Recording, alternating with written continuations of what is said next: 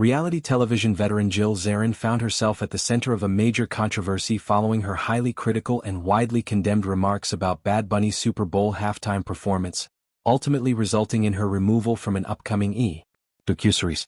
The backlash was swift, but Zarin has now received an unexpected show of support from fellow Bravo alum Brandi Glanville, who argued that Zarin should have been given a chance to remain on the show, explain her perspective and potentially learn from the fallout. Jill Zarin, age 62, has been a fixture in the reality TV landscape since appearing on The Real Housewives of New York City.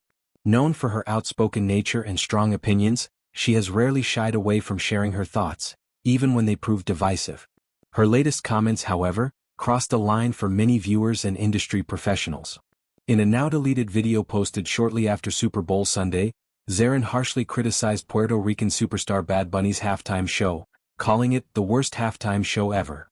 She focused particularly on the use of Spanish throughout the performance, arguing it was inappropriate for a broad American audience, especially families with children watching at home. Zarin went further, complaining that the show featured literally no white people, and suggesting that the lack of white performers carried a political message, even speculating it might relate to immigration issues, an IC thing. She also took issue with Bad Bunny's stage behavior, claiming he repeatedly grabbed his groin area in a manner she deemed insecure and unsuitable for young viewers. The remarks quickly went viral, drawing accusations of racism and cultural insensitivity from fans, commentators, and even her own former business associates. The fallout was immediate and severe. Producers of the upcoming series The Golden Life, a project that would have seen Zarin reunite with former Roni castmates, decided to drop her entirely before filming had even begun. Blink 49 Studios issued a clear statement explaining that Zarin's public comments were incompatible with the company's values, and they would not move forward with her involvement. The decision underscored how seriously the entertainment industry has come to treat statements perceived as discriminatory or exclusionary.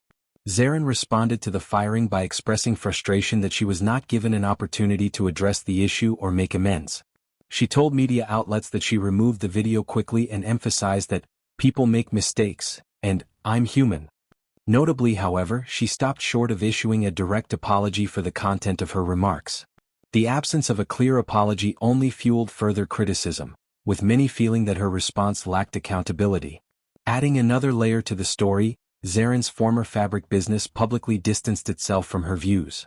Zarin Fabrics posted a striking image of her face crossed out with a red X, accompanied by a statement affirming their opposition to racism, discrimination, or any rhetoric that excludes or diminishes people based on identity or culture. They emphasized that Zarin had not owned or been associated with the company for several years and that her statements were entirely personal and unrelated to their operations. Interestingly, support for Zarin came from an unexpected source. Brandi Glanville, the former Real Housewives of Beverly Hills star known for her own history of controversial moments. Glanville took to X, formerly Twitter, to express her admiration for Bad Bunny's performance, declaring she had a huge crush on the artist and describing the halftime show as fantastic. Despite strongly disagreeing with Zarin's opinion, Glanville argued that Zarin's views were subjective and that she should have been allowed to stay on the show to explain herself and potentially grow from the experience. Glanville expressed concern that canceling Zarin outright only encouraged yes people, who avoid sharing honest opinions. The contrast between Glanville's defense and the broader backlash highlights the polarized reactions to the incident.